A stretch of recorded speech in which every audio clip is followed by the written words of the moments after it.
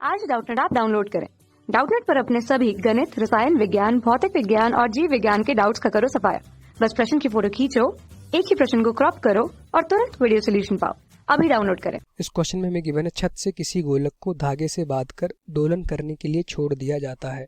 यदि धागे को काट दिया जाए तो गोलक का पथ क्या होगा जबकि गोलक अपनी चरम अवस्था में हो। ठीक, तो इस क्वेश्चन में क्या दिया है, छत से किसी गोलक को धागे से बांधकर दोलन करने के लिए छोड़ दिया जाता है।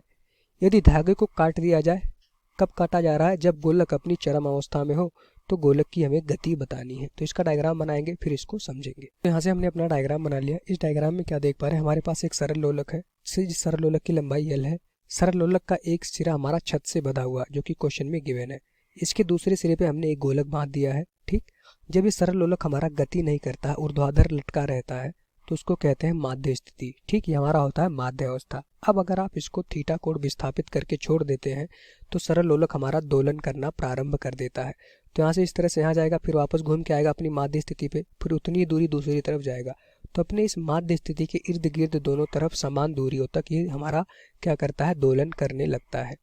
जहाँ पे कण वापस घूम के आता है, ठीक, जहाँ पे अगर माध्य स्थिति से इसको थोड़ा सा विस्थापित करेंगे तो एक ऐसा समय होगा कण थोड़ा सा ऊपर जाएगा और फिर वापस घूम के अपनी माध्य स्थिति पे आएगा। जहाँ से कण वापस घूमता है उसको कहते हैं चरम स्थिति। और इस समय कण का वेग हमेशा याद रखिए शून्य रहता है।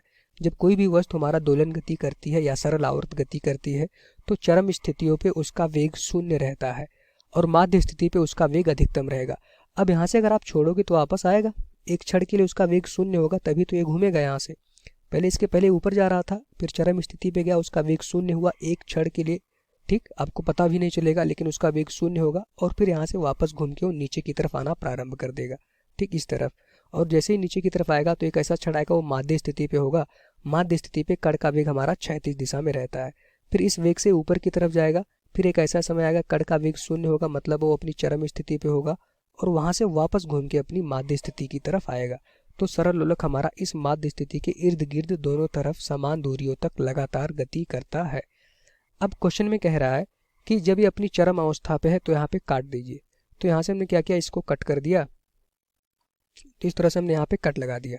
दूरी को जैसे ही आप कट करेंगे तो क्या होगा, चूंकि चरम स्थिति पे कण का वेग हम मान के चलते हैं शून्य है, एक क्षण के लिए, बहुत ही सूक्ष्म समय के लिए कण का वेग शून्य होता है। अगर उसी समय जब ये चरम स्थिति पे होगा, अगर आप काटेंगे तो यहाँ पे देखेंगे इसका गुरुत्वीय त्वरण, चूंकि इसका कुछ न कुछ तो द्रव्यमान होगा तो इसका गुरुत्वीय त्वरण नीचे की तरफ लगेगा और यहाँ से देखेंगे इसके पास कोई बल तो और है नहीं।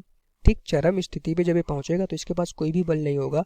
तो इस तरह से हम कहेंगे ये हमारा, इसका वेग भी 0 होगा।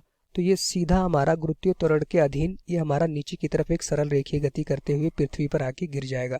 तो जब चरम स्थिति पे काटोगे तो कौन सी गति होगी, सरल रेखीय गति होगी। यहाँ से हमने क्या देखा कि ये गुरुत्व के अधीन एक सरल रेखा में नीचे की तरफ गिरेगा जब आप इसको चरम स्थिति पे काटेंगे। तो यही हमारा इस क्वेश्चन का आंसर हो जाएगा।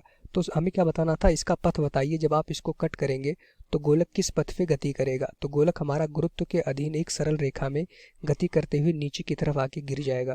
ठीक, ये हमारा इस क्वेश्चन का आंसर हो जाएगा। एक आंसर ये भी हो सकता था अगर माध्य स्थिति पे कट करते, यहाँ पे इसको कट करते तो यहाँ से देखते वेग इसका क्षैतिज दिशा में है, गुरुत्वीय त्वरण नीचे की तरफ लगता, तो ये कौन सी गति करता, परवलय गति करते हुए पृथ्वी पे आके गिरता। ठीक, क्योंकि इसके पास क्षैतिज वेग है। तो इस तरह से हमारा आंसर हो जाएगा।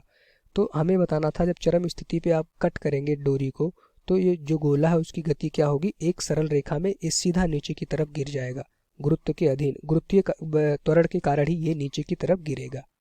Thank you. कक्षा 6 से 12वीं से लेकर नीट, IIT, JEE वो एडवांस के लेवल तक 1 करोड़ से ज्यादा छात्रों का भरोसा। आज ही डाउनलोड करें डाउटनेट ऐप या व्हाट्सएप करें अपने सारे डाउट्स 8400 400 400 पर।